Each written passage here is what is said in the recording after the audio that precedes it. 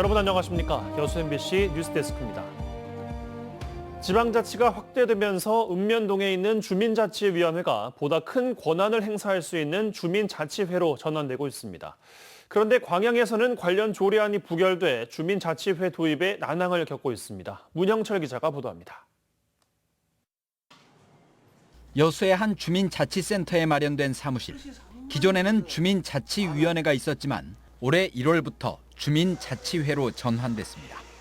읍면동 자문기구 성격에 그쳤던 주민자치위원회와는 달리 주민자치회는 마을에 필요한 사업을 직접 발굴하고 예산 편성에도 참여할 수 있는 주민 대표 기구입니다.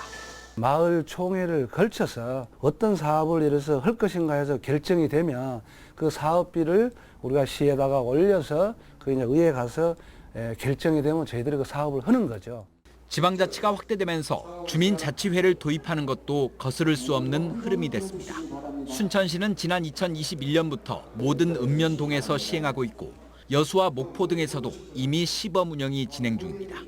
하지만 광양시는 주민자치회 도입을 미루다 최근 시의회에 관련 조례안을 제출했는데 이마저도 상임위원회에서 부결됐습니다. 시의회 및 읍면동 주민과의 사전 소통이 부족하였고 우수 주민자치의 벤치마킹 등 충분한 검토가 요구됨에 따라 본회의에 부의하지 않기로. 이에 대해 주민자치연합회는 풀뿌리 민주주의의 근간인 의회가 책임을 져버린 것이라고 비판했습니다.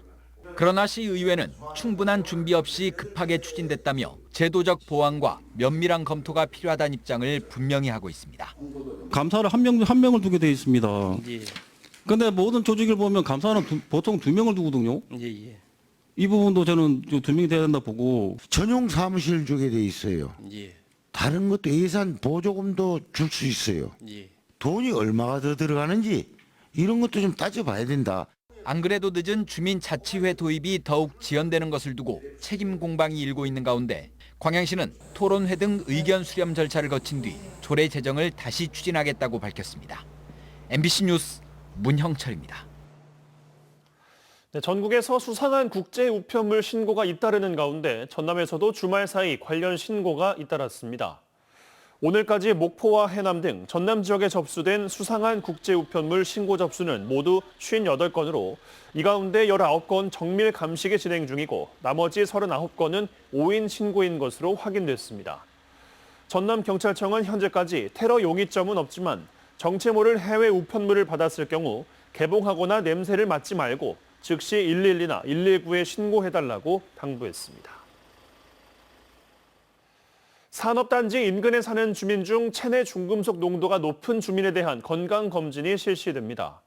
국립환경과학원은 내일 6개 환경보건센터와 업무 협약을 맺고 건강영양조사 대상 지역 주민을 위한 지원 사업을 추진한다고 밝혔습니다. 올해는 광양과 여수, 울산 등을 포함한 전국 9개 산단 인근 주민 가운데 기존 조사에서 체내 중금속 농도가 높게 나타난 이들을 대상으로 노출 검사와 건강 검진이 이루어집니다.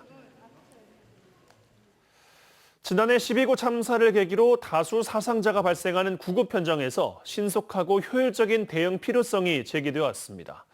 이런 가운데 전국 최초로 전남소방본부가 본부 구급지휘대를 신설하고 운영에 들어갔습니다. 안준호 기자가 취재했습니다. 지난해 10월 발생한 이태원 참사. 용산 소방서 소속 구급 인력뿐만 아니라 인근 소방서 구급 인력 등이 대거 출동했었습니다. 하지만 현장이 아닌 119 종합 상황실에서 구급 활동을 총괄 지휘하다 보니 신속하고 효율적인 대응이 쉽지 않았습니다. 이태원 참사를 계기로 소방청은 재난 현장 총력 대응을 위해 상시 출동 가능한 구급 지휘팀을 추진하기로 했습니다. 이에 전국에서 최초로 전남 소방본부가 본부 단위의 구급 지휘대를 신설하고 본격 운영에 들어갔습니다. 24시간 출동 태세를 갖추고 대형 재난이 발생하면 출동해 일사불란한 현장 지휘와 통제 역할을 수행하게 됩니다. 다수 사상자가 발생하는 재난 현장에서 보다 신속하고 효율적인 방식으로 대응하기에 최선을 다하도록 하겠습니다.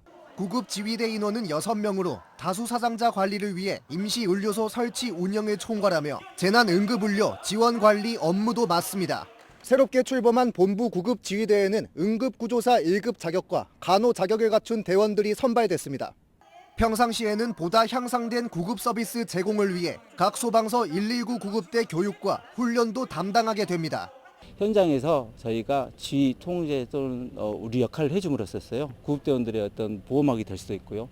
전남 소방본부는 다수 사상자 현장 대응 역량을 높이기 위해 재난 상황을 가정한 훈련도 더욱 늘려나가기로 했습니다. MBC 뉴스 안준호입니다. 네, 오늘 전남 동부지역은 흐리고 장맛비가 내린 가운데 때때로 바람이 강하게 불고 있습니다. 모레까지 전남의 예상 강수량은 50에서 100mm, 많게는 150mm까지 비가 내리는 곳이 있겠습니다. 내일 아침 최저 기온은 여수와 광양이 24도, 순천 25도 보이겠고 낮 최고 기온은 26에서 27도까지 오르겠습니다. 바다의 물결은 남해 서부 앞바다 0.5m에서 1.5m, 먼 바다는 1에서 2m로 일겠습니다. 내일 여수의 만조 시각은 오전 0시 33분, 간조 시각은 오전 6시 36분입니다. 순천시와 순천대학교가 글로컬 대학 본 지정 평가를 대비해 협력을 강화하고 있습니다. 최근 양측은 실무협의회를 개최하고 지역 특화 사업 등 부서별로 대학 관련 사업에 대한 현안을 공유한 뒤 의견을 주고받았습니다. 순천대는 순천시와 본 지정 평가를 위한 실행 계획서를 작성하는 데 협력하고 오는 9월 공청회 개최, 10월에는 최종 혁신 기획서를 교육부에 제출할 계획입니다. 전라남도는 신속한 대응체계 구축과 사업 추진 타당성 논리 개발 등 적극 행정을 통해 올 상반기 107건 9,745억 원의 국비를 확보했습니다. 이는 지난해 같은 기간보다 17% 증가한 것으로 지방세 감소와 정부 건전 재정 기조 유지 등 어려운 대내외 여건에도 연초부터 공모사업 대응 계획을 세워 추진한 결과로 풀이됩니다. 전라남도는 하반기에도 100여 개 이상의 공모사업을 발굴해 1조 3천억 원 이상의 국비를 확보할 수 있도록 대비한다는 방침입니다. 순천시가 유네스코 생물권 보전지역 지정 5주년을 맞아 기념 행사를 개최합니다. 이번 행사는 오는 25일 순천만 국가정원 국제습지센터에서 열리며 생물권 보전지역의 가치와 미래를 주제로 기념식과 전문가 강연이 열립니다. 또 어린이가 참여한 그림 그리기 대회 시상식과 전시 작품도 함께 준비됩니다.